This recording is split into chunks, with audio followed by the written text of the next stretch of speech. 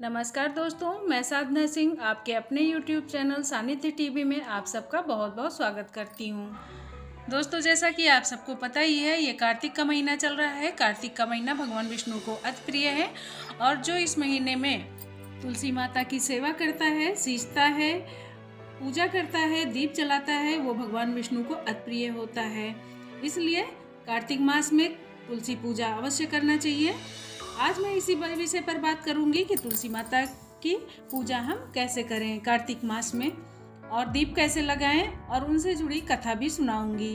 तो चलिए शुरू करते हैं। सबसे पहले तो आपको ये करना है कि अगर आपके घर में तुलसी है तो बहुत ही अच्छी बात है। अगर नहीं है तो आप तुलसी जी का पौधा लेकर आए और उसे किसी गमले में रोपित करें।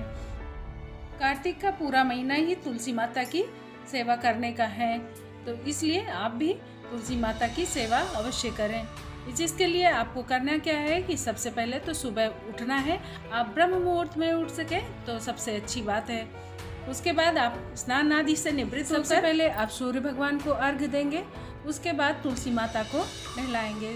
तुलसी माता को नहलाने के लिए सबसे पहले किसी लोटे में जल ले लेंगे और 3 बार उनकी जड़ में जल डालेंगे। उसके बाद 3 परिक्रमा करेंगे। उसके बाद चौथी बार में उनको ऊपर से नहलाएंगे। उसके बाद उनकी पूजा करेंगे। पूजा में आप फूल, धूप, दीप, नैवेद्य चढ़ाएं।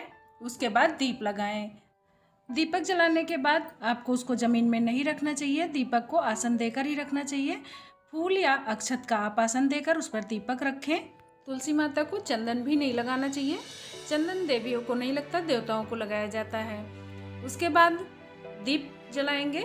दीप जलाने के बाद हम आरती करेंगे। आरती का दीप जो है हमको नीचे ज़मीन में नहीं रखना है, उसके लिए हमें आसन देना होता है। तो आप चाहें तो चावल का आसन दे सकते हैं या फिर फूल का आसन देकर ही दीप रखें। इसी तरह से हमको शाम का भी दीपक लगाना चाहिए। और कुछ लोग पूछते हैं कि क्या हमको शाम का दीपक जो लगाते हैं उसके लिए रोज़ दीपक बदलने की ज़रूरत है।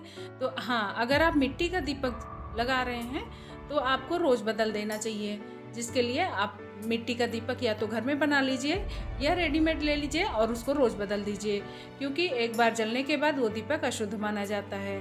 अगर आप मिट्टी का दीपक नहीं ले रहे हैं तो आप कोई पीतल का दीपक ले लीजिए और उसको धो मांज कर रोज़ उसी में आप जला सकते हैं। इस तरह से कार्तिक मास में आप तुलसी जी की सेवा कर सकते हैं।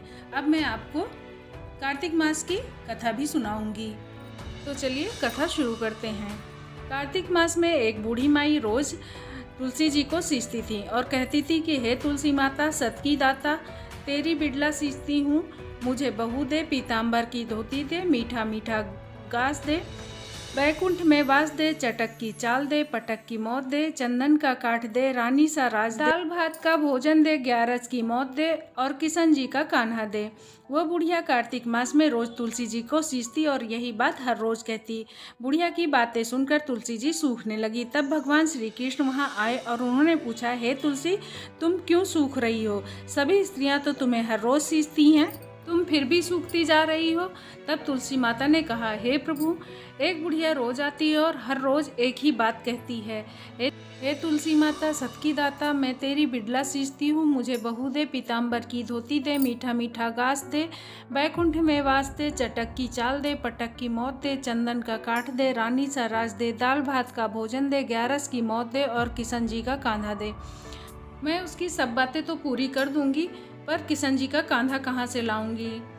ये सुनकर श्री कृष्ण जी ने कहा, जब वो बुढ़िया माई मरेगी तो मैं उसको कांधा देने स्वयं आ जाऊंगा, तुम बुढ़िया माई से ये बात कह देना। इतना कहकर भगवान श्री कृष्ण वहाँ से अंतर्ध्यान हो गए। बाद में एकादशी के दिन बुढ़िया की मृत्यु हो गई। वहाँ सब लोग इकट्ठा हो गए। जब संस्कार के लिए बुढ़िया माई को ले जाने लगे तो किसी से ना उठी, उनकी शरीर बहुत ही भारी हो गई। तब भगवान श्री कृष्ण वहाँ एक 12 साल के लड़के के रूप में आए और उन्होंने कहा, अगर मैं बुढ़िया माँ के कान में एक बात कहूँगा तो वो हल्की हो जाएंगी और सब लोग उन्हें उठा पाएंगे। सब लोगों ने लड़के को नादान समझकर वहाँ से जाने के लिए कहा, परंतु एक बुजुर्ग ने हाँ कर दी और कहा, तुम कह लो जो तुमको कहना। तब लड़के ने बुढ़िया माई के कान में कहा, मन की निकाल ले, पीताम्बर की धोती ले, चटक की चाल ले, पटक की मौत ले, अब ले कृष्ण जी का कांधा भी ले। ये सुनकर बुढ़िया माई हल्की हो गई और भगवान श्री कृष्ण ने बुढ़िया माई को कांधा दिया और बुढ़िया माई को मोक्ष मिल गया। हे तुलसी माता, जैसे आपने बुढ़िया माई को मुक्ति दी वैसे ही सबको देना। कहानी सुनने वाले और सुनाने वाले का भी भला करना। से आप लोग भी कार्तिक मास में तुलसी माता की सेवा करें और कथा सुने। अगर आप लोगों को वीडियो पसंद आया हो तो लाइक करें, कमेंट करके हमको ज़रूर बताएं और मेरे चैनल को सब्सक्राइब ज़रूर करें, बेल आइकन ज़रूर दबाएं